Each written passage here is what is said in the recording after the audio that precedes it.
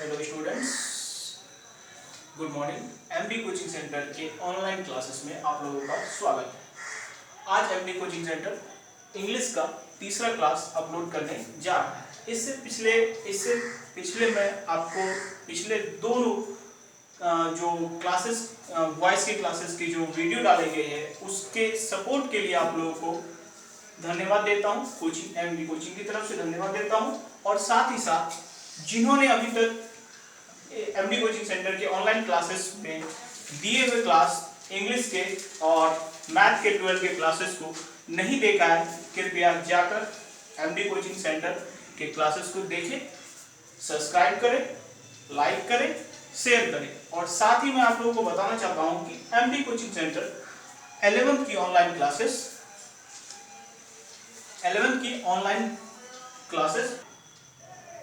और साथ ही साथ मैं आप लोगों को बताना चाहता हूं कि एमडी कोचिंग सेंटर 11th की ऑनलाइन क्लासेस 5 जून से शुरू करने जा रही है। तो कृपया जिन लोगों को 11th में पढ़ाई करनी हो वो कृपया जाकर संपर्क करें। हमारे कमेंट बॉक्स में लिख सकते हैं या फिर हमारे दिए गए व्हाट्सएप नंबर पे आप कॉल कर सकते हैं।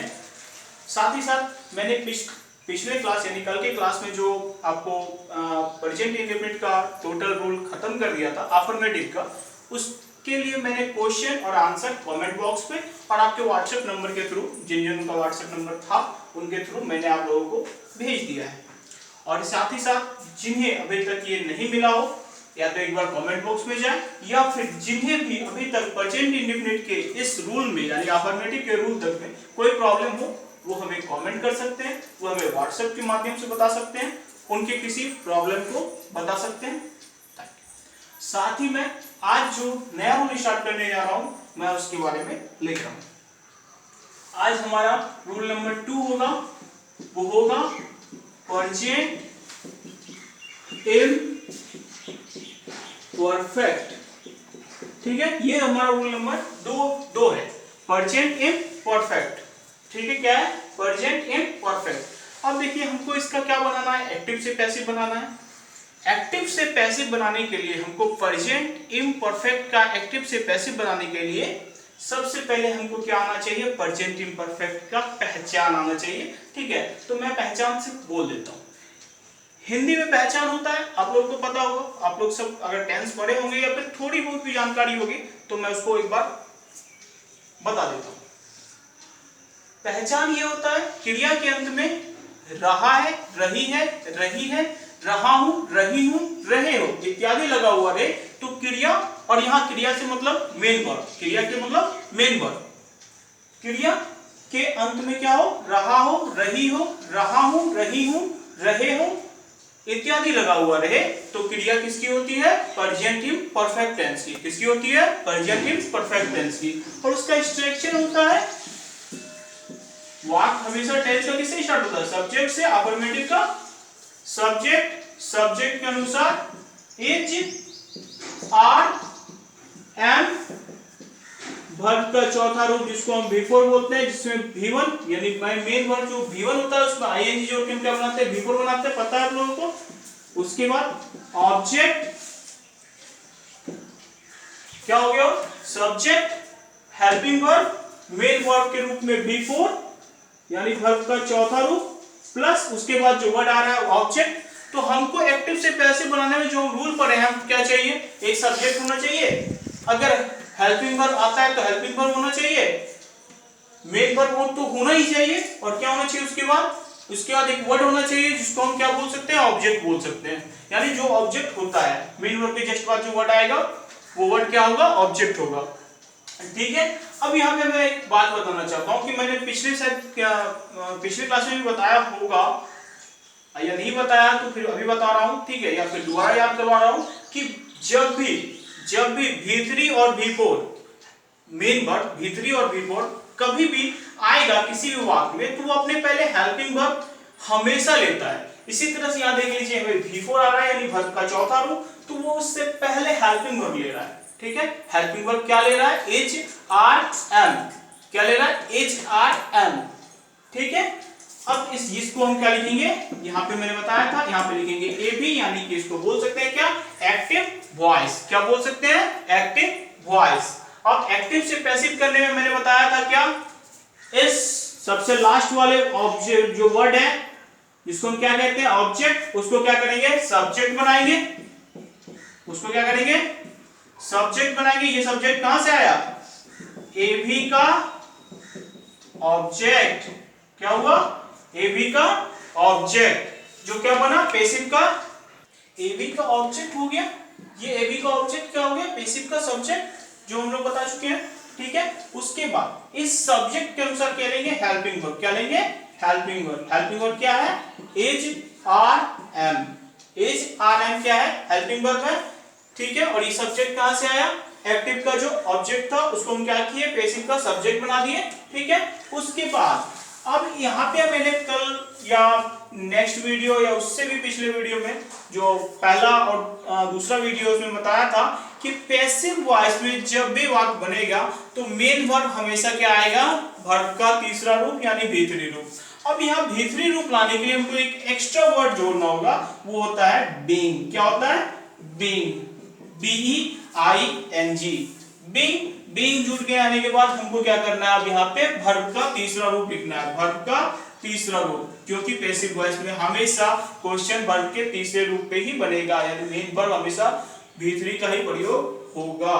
अब उसके बाद मुझे हमें लिखना है बाय, बाय के बाद, क्योंकि बाय भी हमेशा फिक्स्ड रहेगा, बाय के बाद इस सब्जेक्ट जो है, ये सब्जेक्ट जो है आपका क्या एक्टिव का, उसको क्या करेंगे बाय प्लस ऑब्जेक्ट लिखेंगे, और ये आपका क्या हो गया, ये सेंटेंस हो गया पैसिव वॉइस।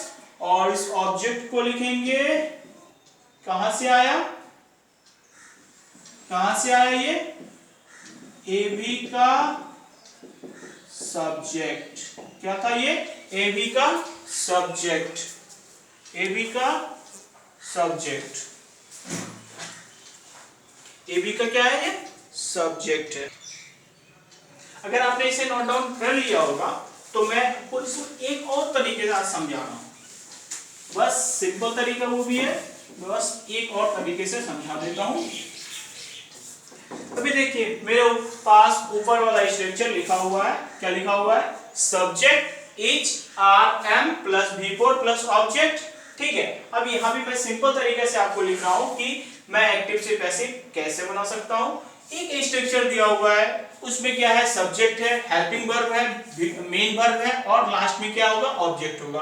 उस ऑब्जेक्ट को क्या करेंगे, जब हम एक्टिव से पैसिव बनाएंगे उसको हम क्या करेंगे सब्जेक्ट लिख देंगे, उसको हम क्या लिखेंगे सब्जेक्ट में लिखेंगे। अब उसके अनुसार हम हेल्पिंग वर्ब लगाएंगे, अगर सब्जेक्ट सिंगुलर है तो इज लगाएंगे, सब्जेक्ट प्लूरल है तो आर लगाएंगे, और आई के साथ एम लगाएंगे। ठीक है, ये सब्जेक्ट कहां से आया, यहां से, यहां मतलब एबी का ऑब्जेक्ट, जो पीबी का क्या बन गया सब्जेक्ट बन गया।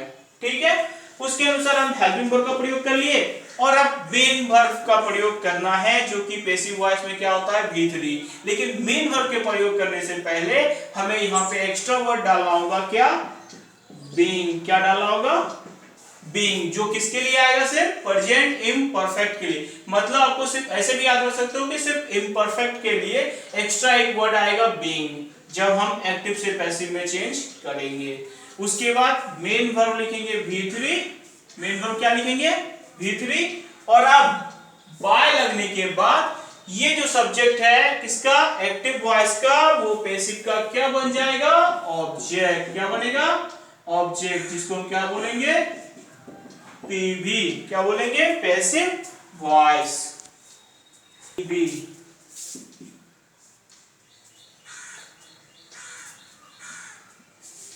हो गया, ठीक है, यहाँ पे पीवी हो गया। अब हम एक एग्जांपल लिखते हैं। ठीक है, आप लोगों ने इसे नोट डाउन कर लिया होगा, मैं इसे मिटा रहा हूं और मैं आप 2-3 एग्जांपल लिख रहा हूं।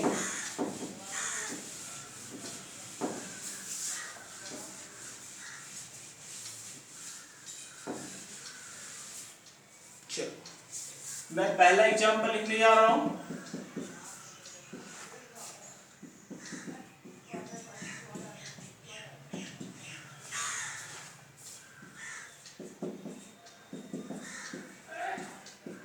मैंने लिखा है he is giving up smoking. क्या लिखा है? he is giving up smoking। ठीक है, he यहाँ क्या है? सब्जेक्ट है। he कौन सा सब्जेक्ट है? थर्ड पर्सन सिंगुलर नंबर, तो सिंगुलर लेगा। सिंगुलर इज या आर? इज लिया हुआ है, क्वेश्चन सही है। इज के बाद बिफोर किया हुआ है गिविंग, ठीक है। और अब एक प्रीपोजिशन वर्ड आ गया है, जिस कारण से यहाँ क्या हुआ है, इस प्रीपोजिशन वर्ड के चक्कर में यहाँ जो आया हुआ वर्ड है वो क्या हो गया है? वर्ब फोर हो गया है, क्योंकि ये भी एक वर्ब ही है और ये भी एक वर्ब है। जब एक दो वर्ब आए तो अगर टू प्रीपोजिशन हो तो वो V1 होता है। अगर टू प्रीपोजिशन टू को छोड़कर कोई भी प्रीपोजिशन आए तो उसको क्या करेंगे? वर्ब के चौथे रूप में लिखते हैं, जिसको शायद हम लोग जानते हैं जिरंड के रूप में। किसके रूप में? जिरंड के रूप में। ठीक है, तो अब मैं इसका एक्टिव से पैसिव बनाऊंगा। तो मैंने आपको क्या बताया था कि अगर V4 या फिर कोई भी मेन वर्ब के बाद जो वर्ड होगा उस वर्ड को क्या करेंगे? हम सब्जेक्ट बनाएंगे। किसका? पैसिव वॉइस का। पैसिव वॉइस का क्या करेंगे? सब्जेक्ट बनाएंगे। स्मोकिंग। अब स्मोकिंग एज या आर? बताइए, स्मोकिंग एज या आर? क्यों? हमको देखना है स्मोकिंग वर्ड क्या है। धूम्रपान। कितना? गिनती में उसको हम बांट सकते हैं, लेकिन एक चीज को हम गिन नहीं सकते ना। ठीक है, तो स्मोकिंग क्या होगा? एज। बीइंग। एज लग गया। उसके बाद हमको क्या हम बताए थे? क्या इम्परफेक्ट में जब हम एक्टिव से पैसिव चेंज करेंगे तो V4 को V3 में चेंज करते समय हम क्या करेंगे?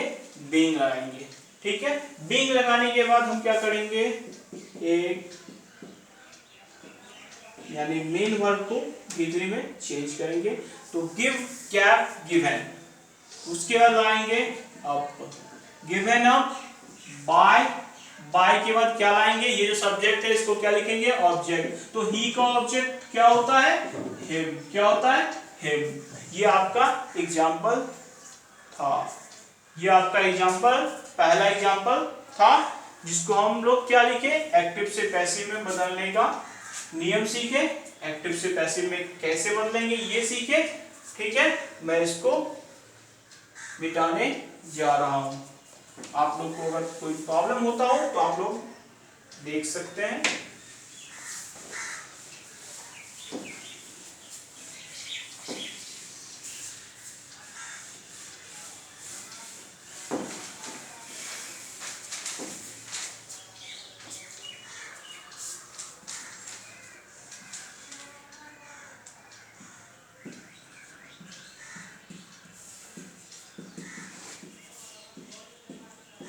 मैंने नेक्स्ट क्वेश्चन लिखा है I am reading a newspaper. क्या लिखा है? I am reading a newspaper. अब बताइए, I subject, am helping verb, reading मतलब रीड के साथ क्या लगा हुआ? आईएनजी लगा हुआ, मतलब V4। और उसके बाद एक वर्ड आया ए न्यूज़पेपर, मतलब एक समाचार पत्र, जो कि क्या है? नाउन होने के साथ साथ ऑब्जेक्ट भी है। अब इसको मुझे क्या करना है? एक्टिव से पैसिव करते समय मैंने अभी तुरंत बताया है कि जो लास्ट वाला वर्ड होगा, जो हेल्पिंग वर्ब के जस्ट बाद आ रहा होगा। और अगर दो वर्ड रहे तो फिर देखना है सजीव कौन निर्जीव कौन। लेकिन अगर एक ही वर्ड है और वो किसी प्रीपोजिशन के साथ नहीं जुड़ा हुआ है तो उसको क्या करना है? आपको एक्टिव से पैसिव बनाते समय उस ऑब्जेक्ट को पैसिव का क्या करना है? सब्जेक्ट बना लेना है।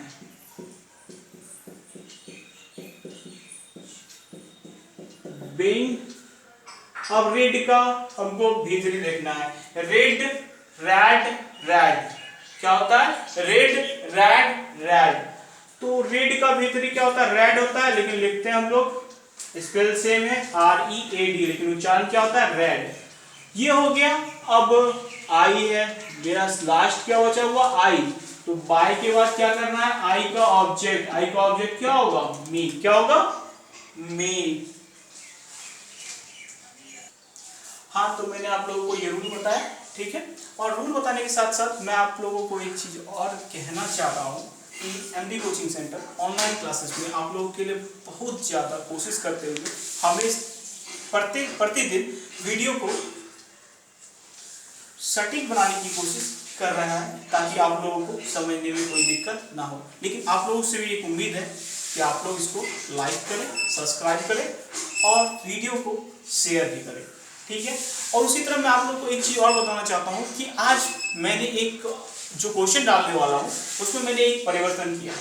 मैं आपको जो रूल पढ़ा रहा हूँ इसका तो क्वेश्चन डालूंगा ही डालूंगा, इसका क्वेश्चन दूंगा ही दूंगा, लेकिन पिछला रोज जो मैंने पढ़ाया आपको दोनों हिंदी में और इंग्लिश में, उसका भी क्वेश्चन साथ साथ आपके व्हाट्सएप नंबर पे या फिर आपके कमेंट बॉक्स में दूंगा ही, ठीक है। लेकिन मैंने एक और ट्विस्ट किया है, मैंने ये किया है कि अब मैं सिर्फ आपको ये नहीं बोल के दूंगा कि आपको एक्टिव से पैसिव करना है, अब आपको मैं पैसिव क्वेश्चन भी दूंगा और उसको बोलूंगा एक्टिव करने के लिए, क्योंकि हमें एक तरफ से तैयार नहीं होना चाहिए कि हाँ मतलब ये है कि एग्जामिनर एक्टिव देगा और पैसिव में बनाएगा। हो सकता है एग्जामिनर इतना मतलब दिमाग वाला हो कि वो आपको पैसिव में क्वेश्चन दे और बोले एक्टिव में सॉल्व करो, तो उस टाइम आप सोचेंगे अरे हम तो हमेशा एक्टिव से पैसिव बनाते थे। और इसमें गलती ये होता है कि उसी को आप पैसिव क्वेश्चन को भी आप क्या करिएगा, फिर से एक्टिव से पैसिव कर दीजिएगा।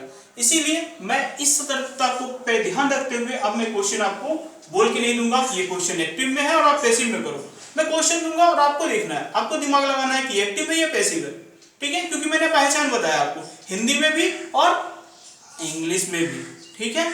और हाँ, दूसरी बात ये मैं बता देता हूँ आप लोगों को, जिन लोगों को 11th के लिए संपर्क करना हो कि 11th की क्लास जो मैंने बताया कि अभी वीडियो में बताया था कि 5 जून से शुरू होने जा रही है, उसके लिए आप व्हाट्सएप के माध्यम से और हमारे कोचिंग के फोन नंबर के माध्यम से जो कि 9955071171 है, इस पे आप कॉल कर सकते हैं या व्हाट्सएप कर सकते हैं या फिर हमारे वीडियो के कमेंट बॉक्स में आप लिख सकते हैं। धन्यवाद।